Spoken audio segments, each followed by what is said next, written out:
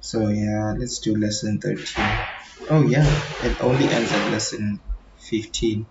So after this one, I have like 2 lessons to do, and then I'll be done, and then I'll do a few more episodes. I have to be busy around 1.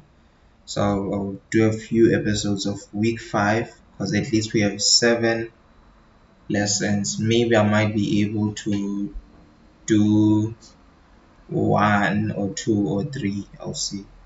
Okay, let's get straight to it. Lesson 13,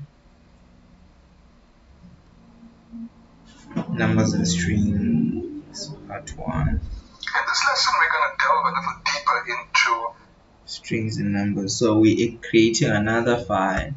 So let's go to the left margin, click file. Let's give our file a name, numbers, and then we start typing our template, and let's continue watching the video. Okay, our file name is going to be strings and numbers dot html. Press enter. Then now let's get HTML. Let's close our tag, and then create a head tag. We close it, enter. Inside the head tag we are creating a link. We're linking it to our style sheet. Okay, and then select the style sheet, then type text /css href, and then style. Let's do this. We have head, and then below head, enter. We have body, and then inside body let's create a p tag. Inside a p tag we have our id, which is equal to output text, and then we will close it.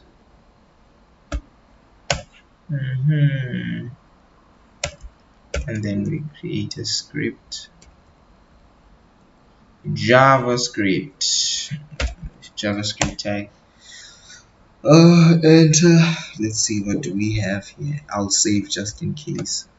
And strings. Now remember, a string is text. Anything between double quotes is text. It's a string. Now it's important, before you get into more advanced topics in coding, that you understand the difference between numbers and strings, particularly in the way that JavaScript and other coding languages actually look at them. So what I've done here is I've created a very basic program. Again, I've called it strings and numbers. Now I want you to notice how I've named this file, strings and numbers. You'll notice that the word strings is all lowercase, and then there's no space, and then there's the word and the A of and is uppercase, as well as the N of numbers. Now this kind of naming is known as camel case, because obviously it's got the humps. The uppercase letters are the humps.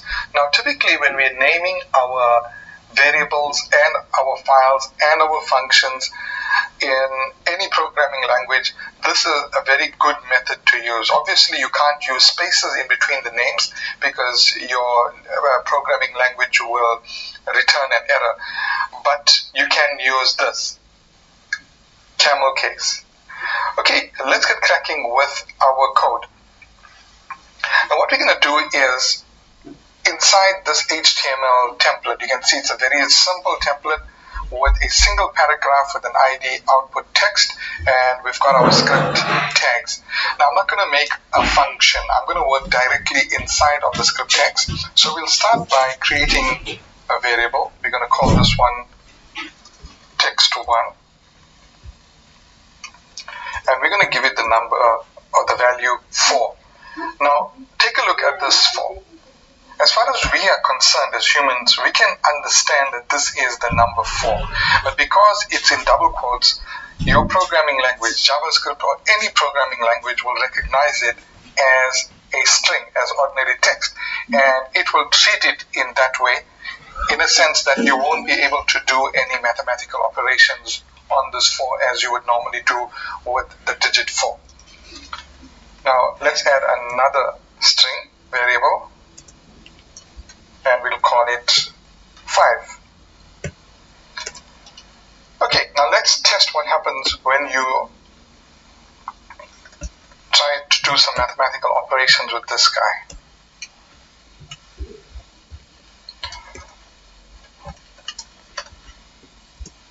Set is inner HTML to text1 plus text2.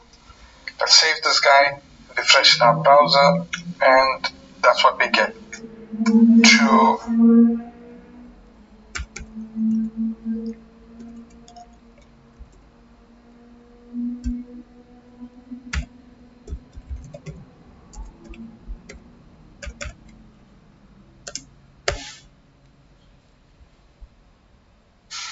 Text1 plus text2. Let's save this guy. Right, this guy is fast. Is it small case letter text in it? To text1. Okay.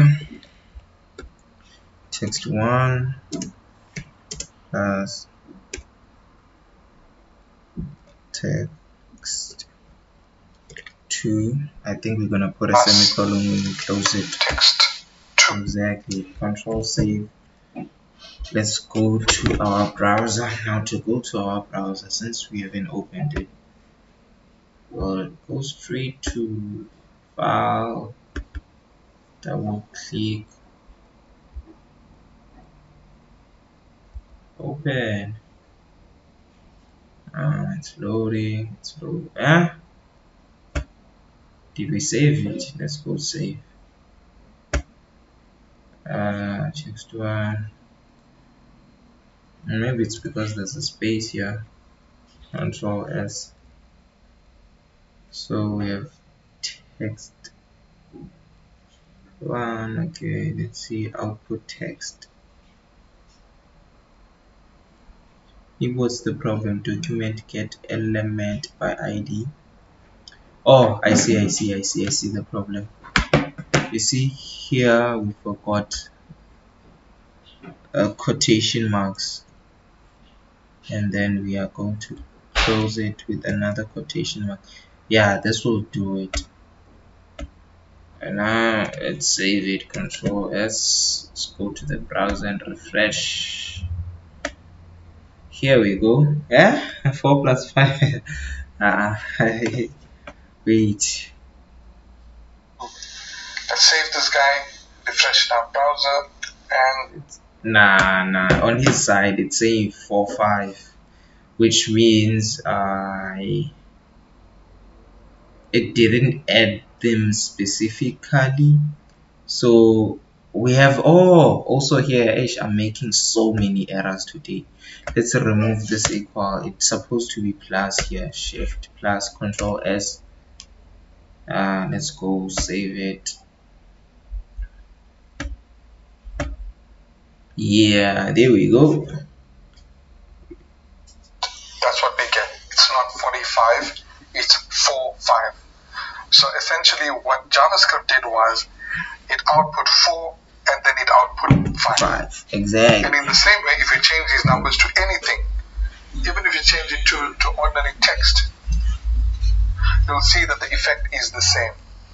It simply concatenate. Okay, let me just do what I did to demonstrate. He said even if we change it into a text, and then here you just input it.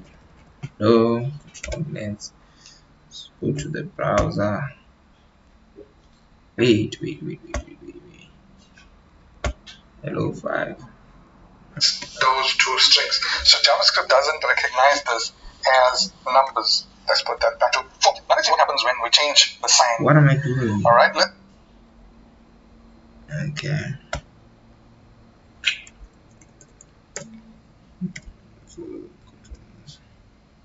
Let's give this thing a bigger number. Okay, let's give it a 10. 10 and 5, and change the sign to minus. Let's change the sign to minus. Control S, right. Save this. Go to the browser. Let me go to the browser before he does it.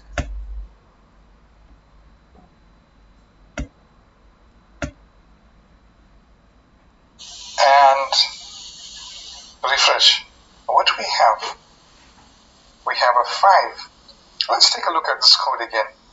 We got 10 and we got 5, and we're trying to subtract them. We're using the minus sign, but we're getting a 5. Could this mean that it's actually doing a subtraction sum here? Let's test this. Alright, we change this to 2.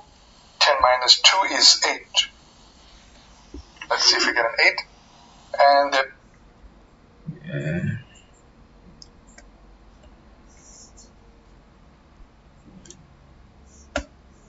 Okay, we got an 8. we've got an 8. What do we deduce from this? We can see from this that because there is no actual operator, minus operator for strings. I mean, what would a string operator that had a minus actually do? It wouldn't do anything. Because there's no string operator, JavaScript is intelligent enough to assume that these two are actually numbers. So the JavaScript is automatically converting these two into numbers and then doing a mathematical operation on them. Let's try other operations. Multiplication, we should get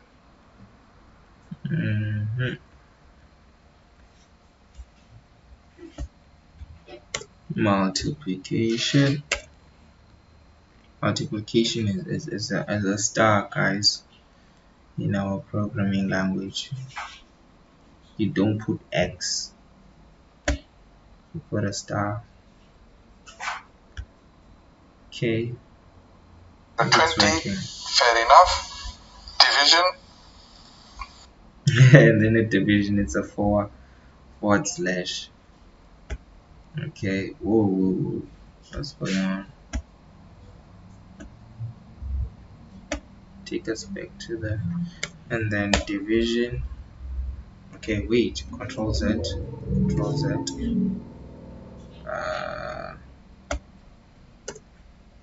division, control S.